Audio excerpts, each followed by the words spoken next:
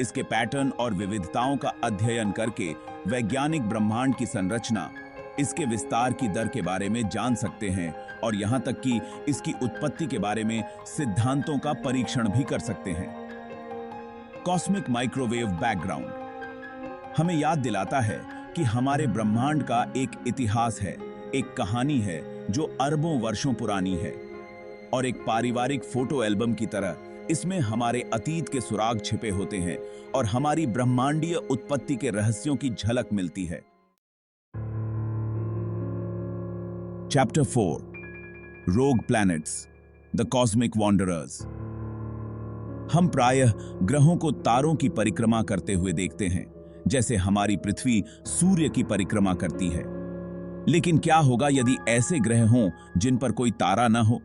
वे ग्रह जो अंतरिक्ष के विशाल शून्य में अकेले और उन्मुक्त होकर घूमते थे। ये दुष्ट ग्रह हैं, ब्रह्मांड के ब्रह्मांडीय खानाबदोश हैं। एक ऐसे ग्रह की कल्पना करें जो आकार में शायद बृहस्पति या पृथ्वी के समान हो, तथा जो अंतरतारकीय अंतरिक्ष के अंधेरे में तेजी से आगे बढ़ रहा हो। इसकी सतह को गर्म करने के लिए कोई सूर्य नहीं है और न ही इसका साथ देने के लिए कोई अन्य ग्रह है।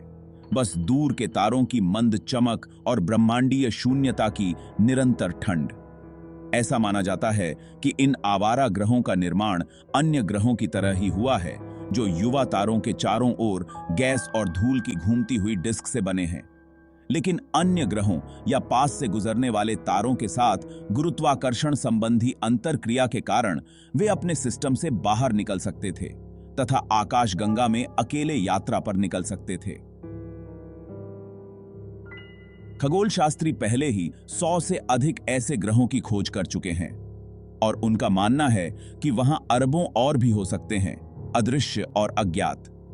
इन ग्रहों का पता लगाना अत्यंत कठिन है, क्योंकि ये अपना स्वयं का प्रकाश उत्सर्जित नहीं करते तथा अक्सर निकटवर्ती तारों की चमक के कारण छिप जाते हैं।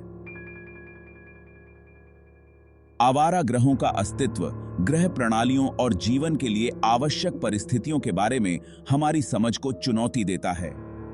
क्या किसी ऐसे ग्रह पर जीवन संभव है जहां कोई तारा न हो, या शायद आंतरिक भूतापीय गतिविधि से गर्म हुए भूमिगत महासागरों में? It's a question that continues to intrigue scientists.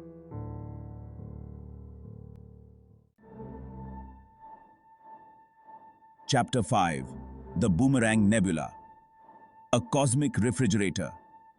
अंतरिक्ष के विशाल विस्तार में जहां तापमान लाखों डिग्री तक बढ़ सकता है, एक जगह इतनी ठंडी है कि वहां पृथ्वी की सबसे ठंडी सर्दी भी सुखद लगती है।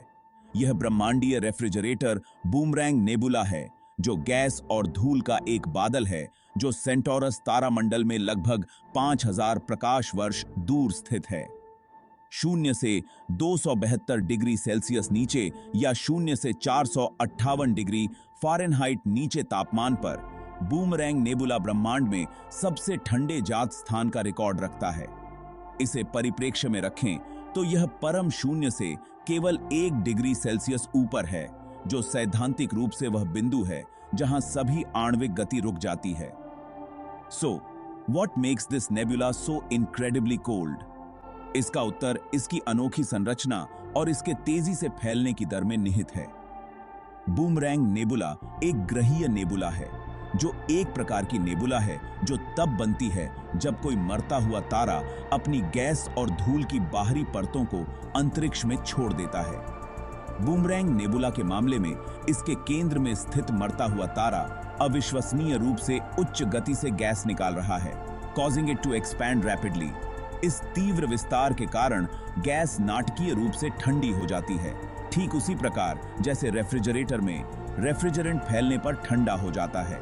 इसका परिणाम एक ब्रह्मांडीय रेफ्रिजरेटर है, एक ऐसा स्थान जहां तापमान इतना कम है कि दूर के तारों से आने वाली हल्की गर्मी भी फर्क पैदा करने के लिए पर्याप्त है। बूमरैंग नेबुला का अध्ययन करने से वैज्ञानिकों को किसी तारे के जीवन के अंत में होने वाली प्रक्रियाओं और ब्रह्मांड में विद्यमान चरम स्थितियों के बारे में बहुमूल्य जानकारी मिलती है। गिरता थे।